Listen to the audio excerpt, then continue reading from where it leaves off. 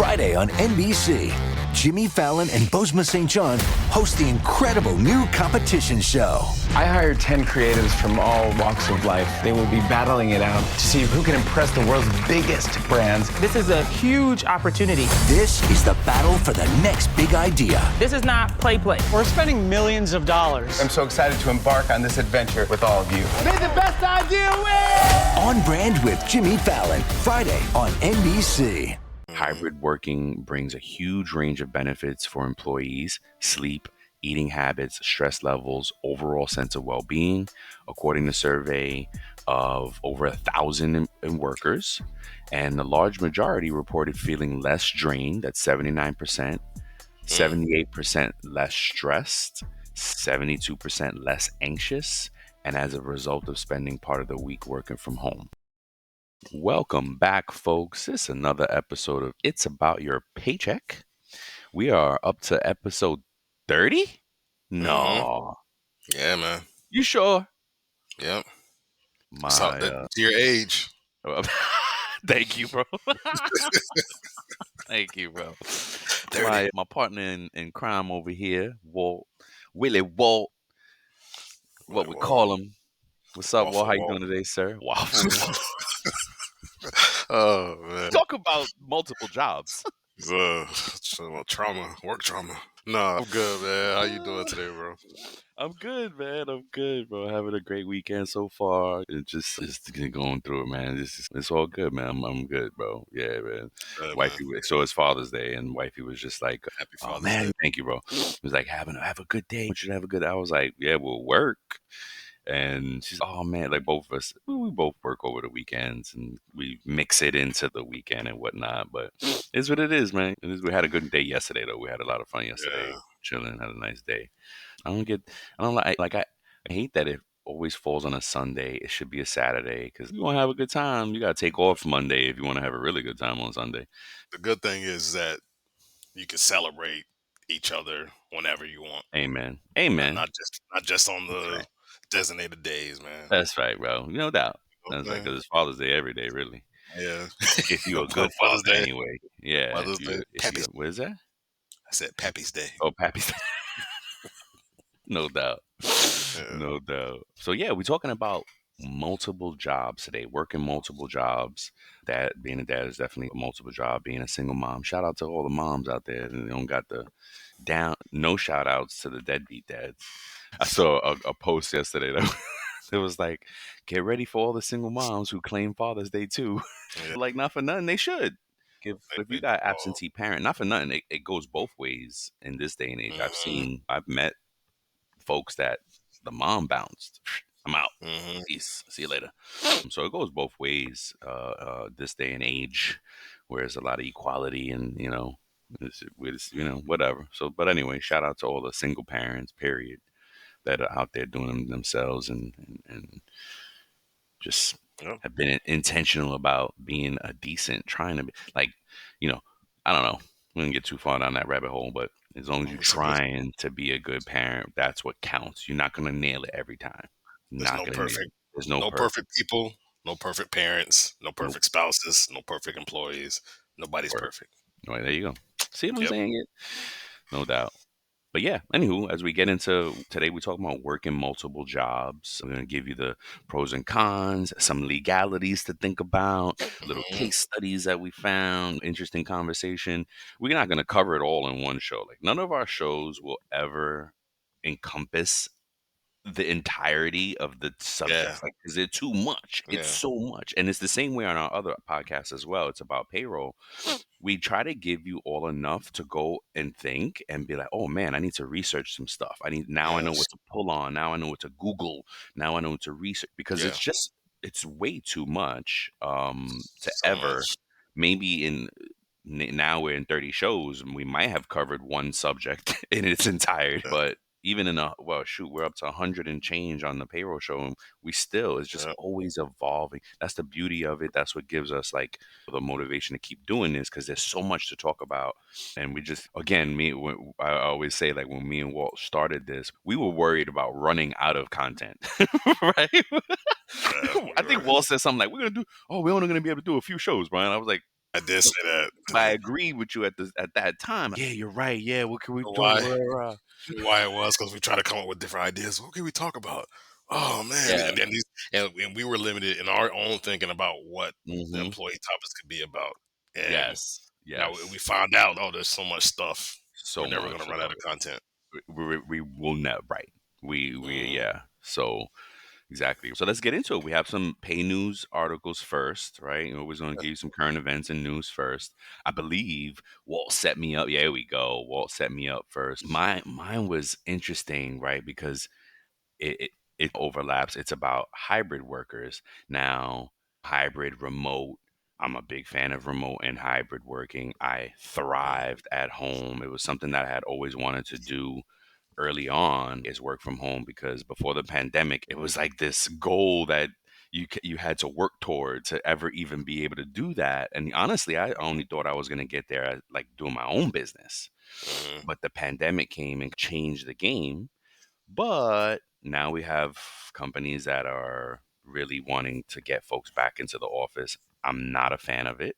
I'm not sure Mhm. why companies feel that way. I do hybrid as a middle ground because there are some things that are the fellowship of it, the camaraderie of it, of Yeah, yeah, seeing it. So it's cool. yeah. And then what gets me mad is that over the last few months, really, I've been hearing just negative articles about working from home. And I'm like, Mhm. dang, man. I was telling Walt the other day, even there's a job that, I'm sorry, there's a post on, I don't know, TikTok, whatever, the social media, where they're like, it's a video skit and they do the Soul Train line for somebody walking Yeah, through, and the caption is when the 100% remote employee comes into work. And like it just sets like such a bad tone for, yeah, you know what I mean? And I'm just like, yeah, although it's a funny thing, this is why, come on. So anyway, yeah. I finally found a really good article that supports the name of the article, and it's from theguardian.com, and of course the link will be in the show notes. And the name of the Mhm. article is Hybrid Working Makes Employees Happier, Healthier, and More Productive. Studies show. Study shows. So I'm just going to read a little bit of it. And I love the stats that it talks about. So it says 3/4 said going back to work 5 days a week in an office would damage their well being. Mhm. Hybrid workers make employees happier, healthier, more productive. And according to research among UK staff who divided their work week between home and the office, 3/4 of those who work flexibly found they felt less burnout than when they spent their whole week in the office. Mhm. Hybrid working brings a huge range of benefits for employees: sleep, eating habits, stress levels, overall sense of well being. According to a survey of over 1,000 workers, and the large majority reported feeling less drained at 79%, Mm. 78% less stressed, 72% less anxious, and as a result of spending part of the week working from home. Wow. Meanwhile, 86% said that the increase in the amount of free time that they had from no longer having to travel to work every day improved their work life balance and helped them feel that they could cope better with the challenges of daily life. In period, said the survey is from International Workplace Group. And Nice. a few more things here. Hybrid workers cited benefits, including better, 68% said they have better quality of sleep, 54% more, they said that they exercise more, 8% says they have healthier meal Mhm. preparation, and 68% just overall better health. And then again, just to reiterate, 3/4 of it, 75% of the employees said that going back to work 5 days a week would damage their well being. Yep. Yeah, I thought it was a great. There's more to it. If you want to dig into it, the link will be in the show notes. But I just how appropriate this article was overlaps on the multiple jobs that we're going to talk Yep. about. There's a remote piece in there that I'm going to address. I think Walt's going to start us off on this. Oh no, I'm sorry, bro. Your article. What do you have to share with us today? I just wanted to get some information about how many of Americans are working multiple jobs, and Mm, finance.yahoo.com had a good I was just article thinking. Yep. on it, Yes. and it said right now, at the time of the article, there was 8.7 million Americans that now work multiple jobs. Yep. And there's a lot of information here. I'm not going to go too deep into all of it, but I'm just going to go through it and let you know some stuff about why. And I think it coincides perfectly with the topic that we have for Yep. multiple jobs today. So number one, there's a contrast with the stock market, right? So the stock market has been doing good despite everything. According to this article by Yahoo, the stock market there's been optimism and stuff like that. So there's been contrast with how the stock market is. People are optimistic about that, but Americans are struggling. So there's that contrast. There's also a job. We have that jobs report that comes out from the government and stuff. Yeah. And they're saying there's a discrepancy between that because it shows job growth and declining unemployment, but it said it doesn't, however, reflect economic hardships that are faced by many Americans today. It said that the number of multiple job holders has increased at its highest since before the pandemic, increasing by hundreds of thousands per month, with 8.4 million in October. And now it's at, I think at the time of this article, it was at, which was written in December, I think, or January, it was at 8.7. So it might be even higher now in the present moment. Just in those 2 months, it went up. Wow. And so I did a quick, because they didn't have a stat in the article that I saw, but there's estimated 161 Americans as of December 2023 were working. So if you do the math, 10% of that is 16 million, and then half of that would be that 8 million people that are working multiple jobs. So 5%. 5% So of it the doesn't seem like a lot, but it's slowly creeping up. And Yeah. then yeah. And the article also went to talk about economic pressures that people face, the economic gap widening with less financial stability, increasing for many. And then it had talked about some broader implications about like how that impacts consumer spending, mental health, and overall quality of life. It talks about poverty and economic strain. It says that in 2022, almost 40 million Americans were living in poverty. So think about that.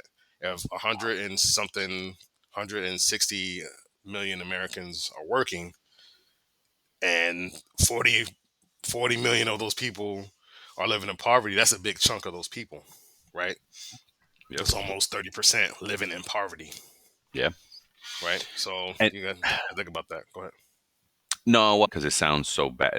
Not that it isn't bad, but the poverty is defined as a wage that folks get, or like a income that they bring in. Doesn't mean that they're like Mm-hmm. living in dirt huts, right? It Mm-hmm. just means that their wages are below a defined poverty level. And I Yeah. believe the last time I checked, it was like at 12 grand a year, something like that. If you made 12,000 or less a year, I'm gonna look it up while Walt continues.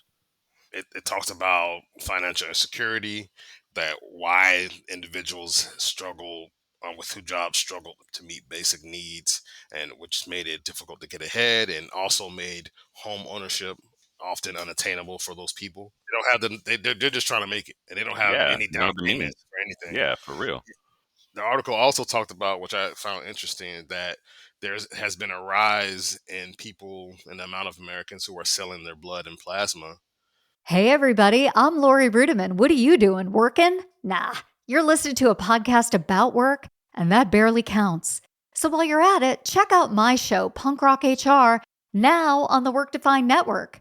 We chat with smart people about work, power, politics, and money. Are we succeeding? Are we fixing work? Probably not. Work still sucks, but tune in for some fun, a little nonsense, and a fresh take on how to fix work once and for all. With up to 8% of Americans doing so annually. So that's up to for 8% them to get increase. money. Wow. Yeah. And there's another piece of the stat that said that kind of coincides with the 11% of Americans that live below the poverty line. Yeah. Those are probably some of the same people that Yeah, are selling for their sure. blood just having to make some money. I'm just going, Yeah. let them drain me. It's but it's the plasma though, because wife used to work for the blood center, so the blood not so much, but it was the plasma that really that was like not serious money, but I remember her saying, "Oh Mhm. no, you get money for that, and it's a different thing." And but whoever, just fun fact, whatever. Yeah. Yep. And again, they touched on the stock market and how the stock market has been, like, they've seen a 20% increase in the stock market, so it's been good. But like inflation, you and I are feeling this. Everybody that's connected with us that's most likely working jobs right now that is not in the 1% of high earners or whatever it is. We're all feeling it. We're all Yeah. feeling Heck inflation and yeah. we're all going through it, right? Heck yeah. Yeah, man. So that's all I have. Oh, is that damn? You went that through that quick? Hmm. The poverty level in 2024 for one person is $15,000. So if you make 15,000 or less, Hmm. $15,060 is the exact number.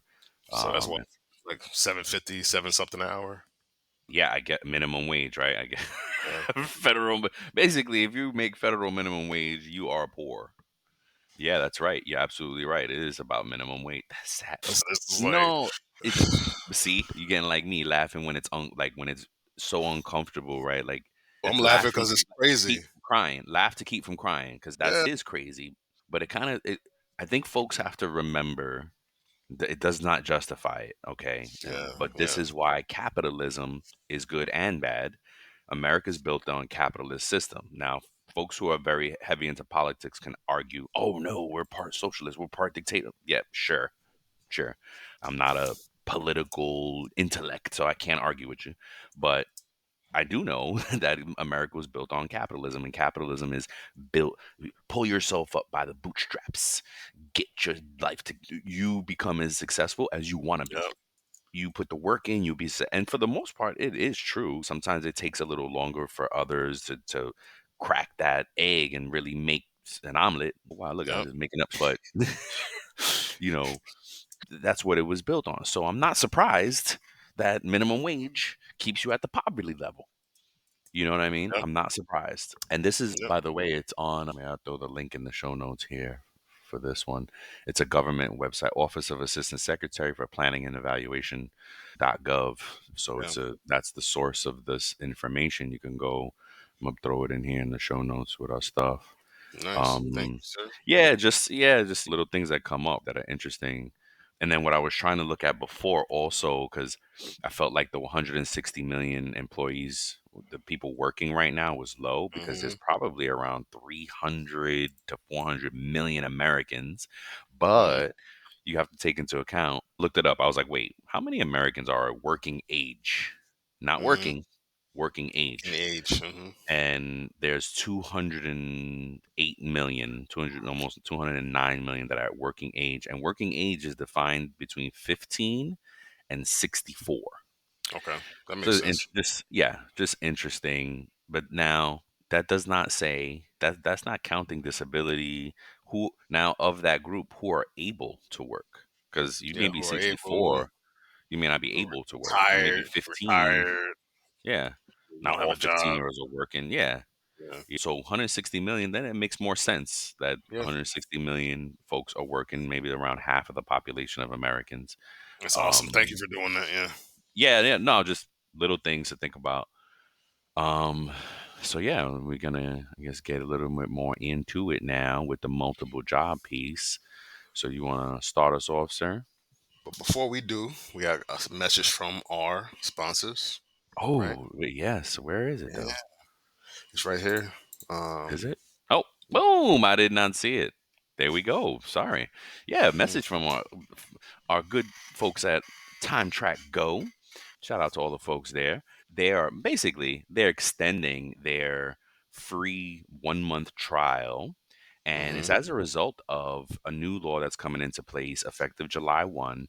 The salary threshold is being raised from 43,888 $43,000 to $58,000. And this means basically if you're a salaried employee now and you make under $58,000, look out, start talking to your HR. If your HR hasn't talked to you already, you might want to get a heads up on what's going to happen with your salary or your designation as an exempt employee. So salary and exempt are synonymous for the most part, meaning if you're a salaried employee, you are most likely exempt from overtime. Means Yeah. you do not qualify for overtime. But there's certain thresholds and testings that apply to make that true, right? Yeah. So the DOL has a testing thing, and so that salary threshold is going to increase on July 1, and your company will have to make a decision on whether they're going to raise your salary or make you overtime eligible. Mm-hmm. Okay.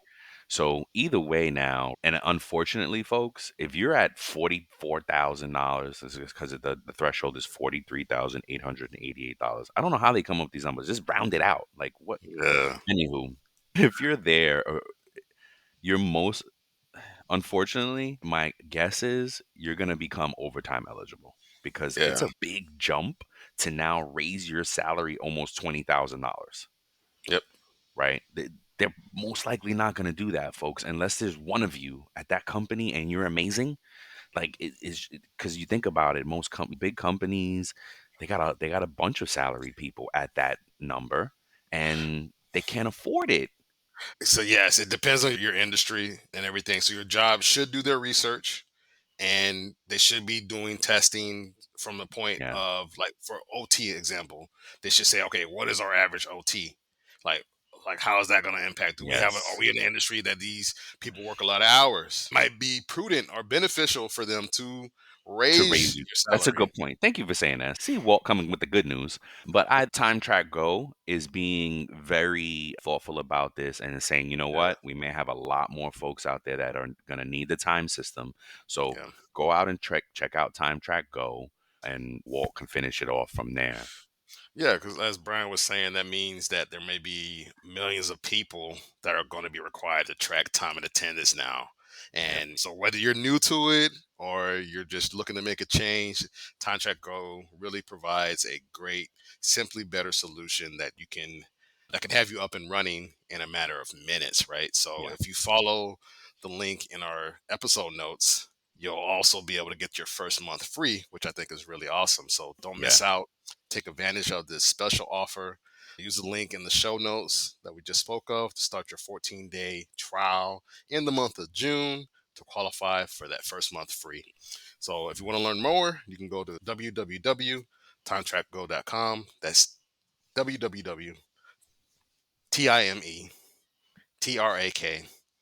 www.timetrackgo.com, or you can call 888-321-9922. Let's get it. Let's go. Let's go. Thank you guys. The Time Track. All right. And now Yes. we will get into it. Let's get it. Let's get it. All right. Again, we're talking about working multiple jobs. Mm-hmm. And Walt has put some pros and cons together. I got And some legal stuff that I'm gonna talk about. And some what else? yeah, What you got? some considerations we gotta Ooh, yeah, I talk see about. that now. Yeah. Yep. Yeah. All right, cool. Well, take us through it, man. All right. So I'm gonna start off with the pros, and then we're gonna go to the cons. Probably Build them Brian up gonna and break them shift to. down. Sorry. Yeah, build them up, break it down. All right. So the pros. It's 4 pros, right? Of course, there could be more. These are just Yeah, right. something to think So, about. Yeah. so number one. This episode is brought to you by Indeed. When your computer breaks, you don't wait for it to magically start working again. You fix the problem. So why wait to hire the people your company desperately needs? Use Indeed's sponsored jobs to hire top talent fast. And even better, you only pay for results. There's no need to wait. Speed up your hiring with a $75 sponsored job credit at Indeed.com/podcast. Terms and conditions apply. The positives, right? You get more money. We're living in hard times. We need to make Yeah. ends meet, working multiple jobs. You can cover more expenses, pay off that debt, or save for future goals. Sometimes there are people who are in decent positions, and they're like, you know what, I need that second job so I can have the Yeah. lifestyle that I want, so I can save for the future, so I can retire Yeah. and those different things. And the second pro is it'll help you develop those skills.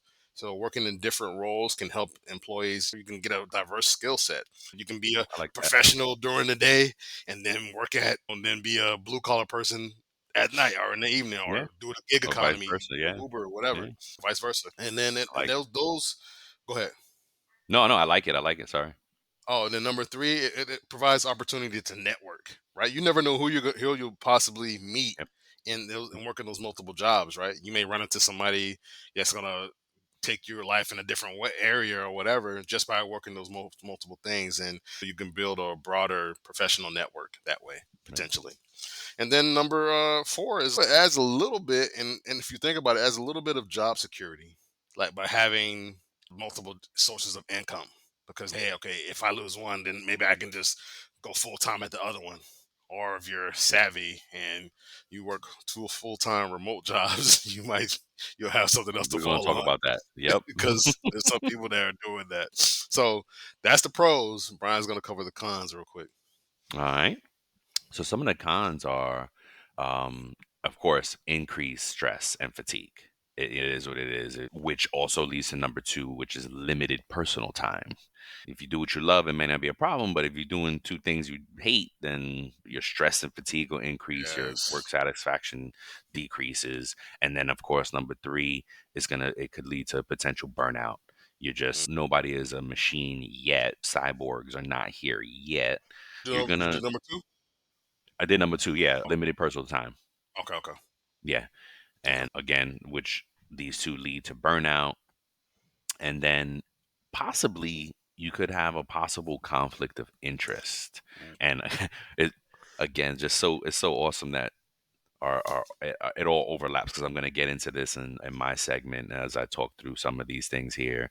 Because if you're working for competing companies or have overlapping job responsibilities, it can lead to conflicts of interest and ethical dilemmas. So Ooh. be careful there. And I think I'm going to touch on it again, but look at your handbook, read your employee handbooks, as we've said Yeah. a few times on this show. And I know Don't Walt actively avoid it. Don't actively avoid it.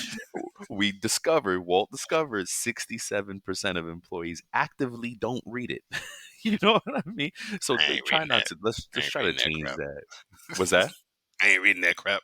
Yeah, yeah, exactly. I'll be honest. I hadn't started reading it until I got more serious about payroll and realized that the handbook actually has things in there that as a payroll professional you have to be mindful of. That's when I started reading him, but I was 5 or so years into my career where I was just like, oh, wait a minute, what? I got to read the handbook too. I gotta. You don't got to, but it makes you a Technically. better payroll professional Yeah. to be proactive about it. You know what I mean? Yeah. And then you want to cover the considerations. Yeah, we'll go through them. So some considerations, and then we'll elaborate on these a little bit more, especially the legal parts of it. Yeah, I got So some legal stuff. Yeah. we talked on it already. Work life balance, right? That like that limited personal time. Like Burnout. Yep. burnout. So you want to evaluate whether the additional income is even worth it to you. Yes. Like how it Yes. might impact your personal life or your health. There's a Yep. saying that Brian and I came up with: all money ain't good money. Word.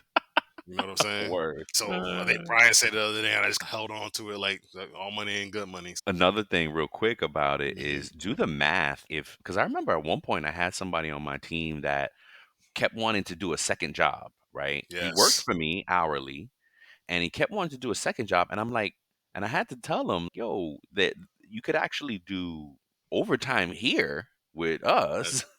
And that yeah. would you could do That, less of the second job, yeah. right? So do the math first, because if you have opportunity to do overtime, I'm not saying that it's guaranteed and that it's mandated. Mhm. If you have an opportunity to do overtime at your first job, remember you're getting time and a half for Yes. overtime. That's a great So call out. That's a do the math, and you may not need a second job if you have opportunity to do more overtime at your first job. Just think, See, that's a good consideration. consideration. That's a good Exactly. consideration because don't when you have to think about it, and yes, you may work at a stressful job, like Brian was saying, yes, and maybe this and maybe that. You may not even like some of your coworkers or your boss, right? But that's something you got to get past. You honestly have to get past it Almost because made me spit my to make coffee out. your ends meet, right? Like so, Yep. think about that. If I'm making a Oh my pretty good gosh. chunk of change per hour and I'm hourly, or if I'm Yep. salary non-exempt, because there are some situations where you're Yeah. salary non-exempt too, Yep. and that's Basically hourly though, but yeah. and so and like say you work part time, say you only work 2 or 3 hours a day at the other part time job. Well, that might, like Brian was saying, that extra hour per day at your other Yep. job, or coming in on a Saturday and Yep. collecting that OT on a Saturday might outpay that other job The you're doing. whole other job. Something to Exactly. consider, right? Exactly right. Do the Great math. call Yep. out, Brian. Yep. Yep. Two. Right. Oh, I'm sorry. Oh, no, go ahead. No, go ahead. No, I was just gonna say nursing is a great example. When my wife was a floor nurse, she would always be like, "Oh, I'm gonna get a second job. I'm gonna get a second job." Just pick up a shift at your job. And they'll always have to remind them, just pick up another shift. You Yeah. know what I mean? She'd be like, "Oh yeah, you know what? That's right." Because a lot of times it's not again, it's not guaranteed. But with nursing, it's always somebody who needs a day off, who wants to switch their days, and blah blah Sure. blah blah blah. So it depends on your industry. But yeah, it's just a great consideration. Then number two, plain and simple, there might be some legal and contractual Yep. obligations that you need to definitely consider. Number three, time management. Enough said. That's simple enough. Like you want to plan things out carefully to Yep. avoid those conflicts of schedules and make sure you have enough rest between jobs because, like Yeah. Brian said earlier, burnout is a thing. Yeah. Burnout is You want real. to you want to have some financial planning consideration in there. Prioritize paying off the right debt first, building an emergency fund if you can, and saving for long term goals. Because if you're just working to just work and everything, and to avoid going home, then might have a different problem, Yeah, that's And then yeah. and then number five is health and well being. Really think about that because as we did in our last episode, why more Americans are depressed and why more Americans are spending more, it's because it has to do with their self-care and stress and fatigue and mental health. So this, you working more doesn't mean it's gonna, yes, you might be more financially healthy, but Mhm. physically, mentally, you might be damaging yourself. So Yeah, for really real. consider that. You want to consider the tax implications because the more money you earn, potentially more taxes you're gonna have to pay. Is it even worth it? Mhm. You know what I'm saying? Pushes you into a higher bracket. 'Cause remember, Yep. we did a show on tax brackets and how your income Mhm. dictates how much taxes come out of your Mhm. check. And think about this is a really good one, tax implications, because it may not be happening on a per check basis with your two jobs because they don't know that Mhm. and they don't legally have to if you're not overlapping, by the way. We're going to talk about that. But Mhm. if let's say you're doing it right and you're working two different jobs, two different shifts, they don't Yep. care about the other job, right? As Mm. far as taxes are concerned. So it's not until when you go file that you may be thinking you're in one bracket. And then when you go file, tax person may be like, whoa, you got two jobs. You're in a higher bracket. Yep. And now you owe money. So instead of thinking you were one job, you may have been getting money back. Oh, I get 3 grand back every year. Oh, this is Yep. great. With two jobs, I'm gonna get more back. No, guess what? Those two jobs may have pushed you into another bracket that you're Mhm. now not satisfying during your checks, and now you owe Mhm. money at the end of the year. Yep. So again, there's a considerations that you have to do. You have to do the math. You have to do all this stuff. So my Yep. bad. Go ahead. No, you're good. And then you want to consider the insurance and benefits, right? Because you may work a full time job and be covered in certain areas, which is fine, which is good. But you also want to think about those part time jobs that you may be doing or those gig jobs because they may not offer certain protections like your normal job does, and that may factor in, right? To those things because maybe some gig jobs don't provide you with some levels of coverage that you may get at working at a full-time job or normal job, right? So there's things to consider like that. And then the last thing you want to consider is the long-term goals. Like, why am I doing this? Am I because I have to Yes. and I have no choice? Or am I doing this so I can save money? It all factors in, right? Or do you Yes. want to work those multiple jobs and have less time with your kids and For and, your and, and, family. and family and miss out on potential Yeah. things by doing that? Those are all different things you want to consider as an employee, right? So working multiple jobs might be necessary for some people. It can provide necessary financial support and additional opportunities, but you have to weigh the benefits and the pros and the cons, weigh those drawbacks, right? And thoroughly consider the personal health, the legal implications, which Brian is going to talk about here, and the long-term goals that you have before you make a decision. You want to make an informed decision, right? Yep. So And what I, you and got I for me? just want to, before I get into mine, I wanted to touch back on a few things. The why, right? The Mm, long term goal piece. Because because you don't want to burn out. If you're doing it for a specific reason, like to get out of debt, make sure that you do the math, right? Okay, Leading a growing business It's like building a plane while flying it. Team building, decision making, and scaling all at once. At CPO Playbook, we get it. That's why our podcast, ranked in the top 10% worldwide, tackles the toughest leadership challenges with insights to help you lead smarter and grow faster. Tune into the CPO Playbook podcast because leadership doesn't come with a manual, but we're pretty close. I need to work X amount to make this. I'm gonna get out of a debt, and I know, oh, I only have to do this second job for 6 months or a year or whatever. Don't get caught up in the second job beyond the point that you planned for, because then you're definitely gonna burn out. Just keep that in mind. Don't lose because you get used to that extra money, and then a lot of people, what they do is, oh, I'm making extra money. Oh, I'm gonna just buy a new car. I'm gonna do this, and then you lost your whole purpose, right? Maintain that purpose, and then what else? Yeah, I got you. The workers' comp, like how you talked about insurance benefits at the other job, right? Now, but the gig worker, the gig thing is what did it, because like sometimes you do gig work or you're doing off the book work, you do side work type of thing. But guess what? What if you get hurt on that second job, that off the book second gig work job? There's no workers' compensation. Exactly.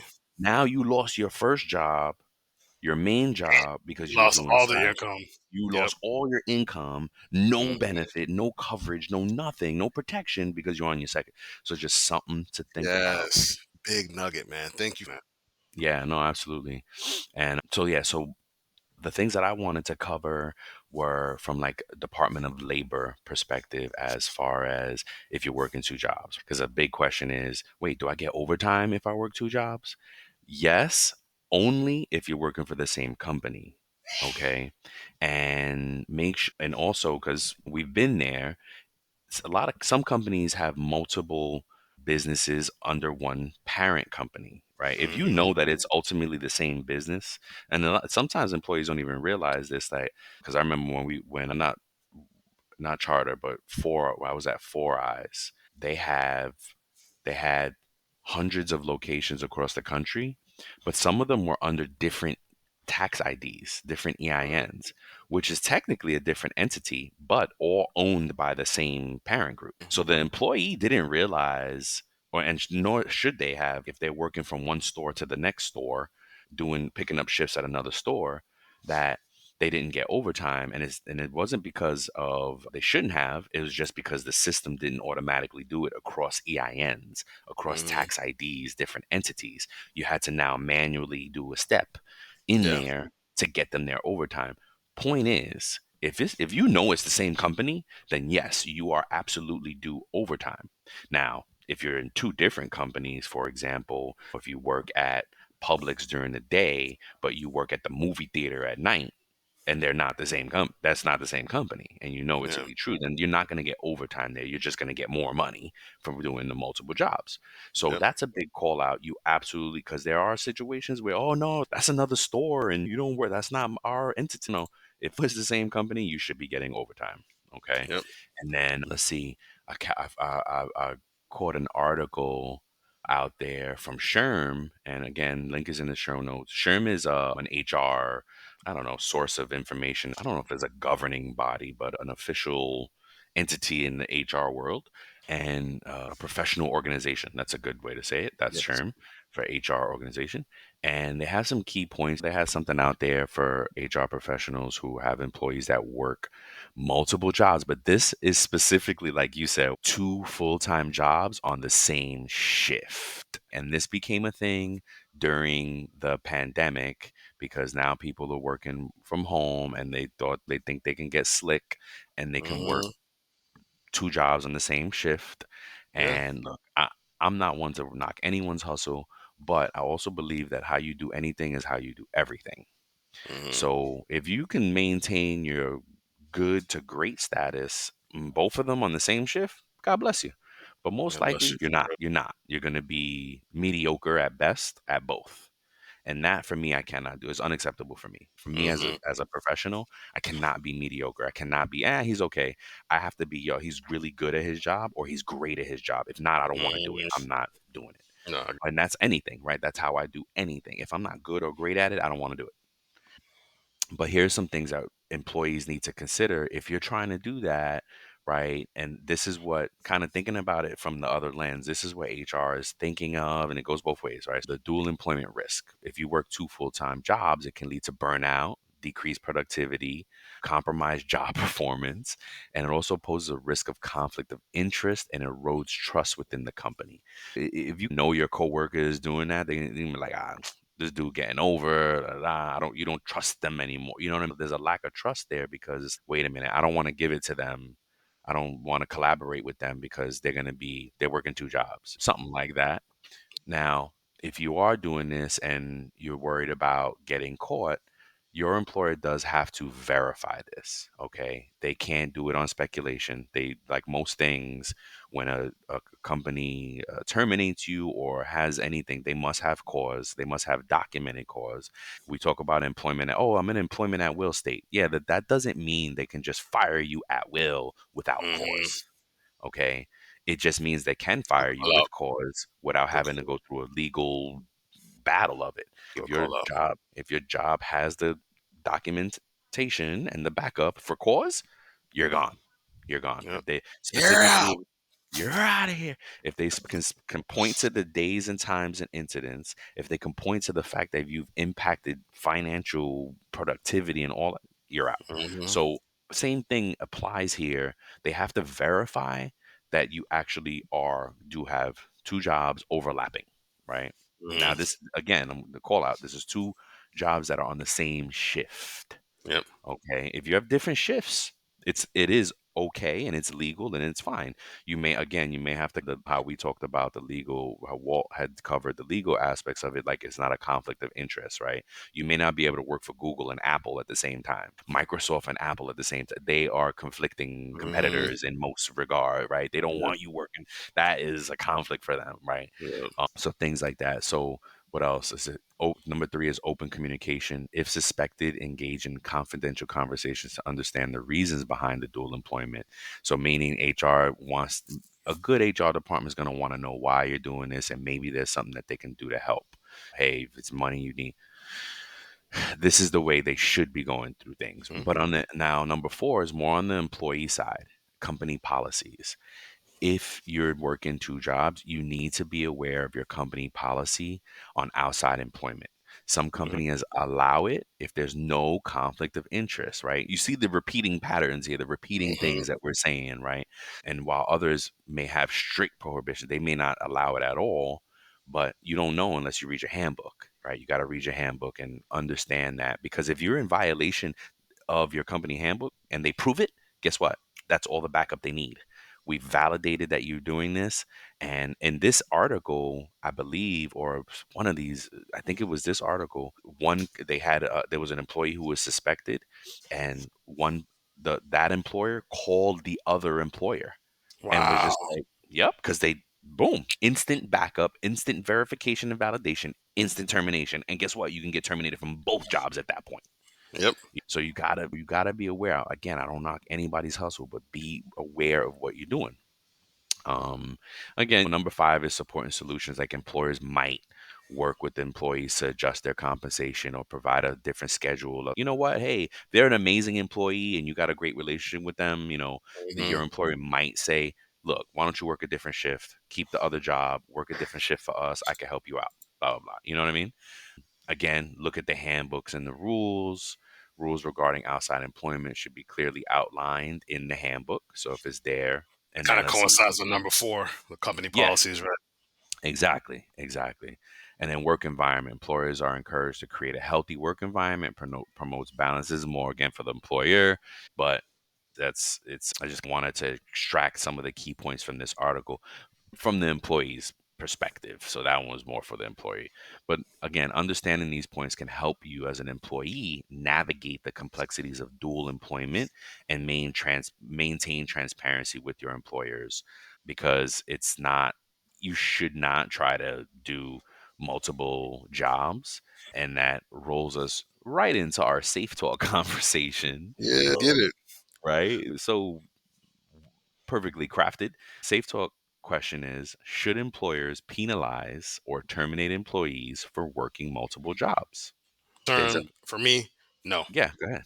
I think that should they penalize or terminate employees for working multiple jobs? No, because if you're going to do that, you're going to have to make sure as an employer, you got to make sure that it's clearly defined, clearly outlined in your company policies, in your employee handbook as to why that may be a problem. Now, if you don't have any verbiage on that, you want to be smart about that because this can lead to litigation as Yep. the employee can reach out to somebody and say, hey, they fired me and I was doing a good job. I got good reviews.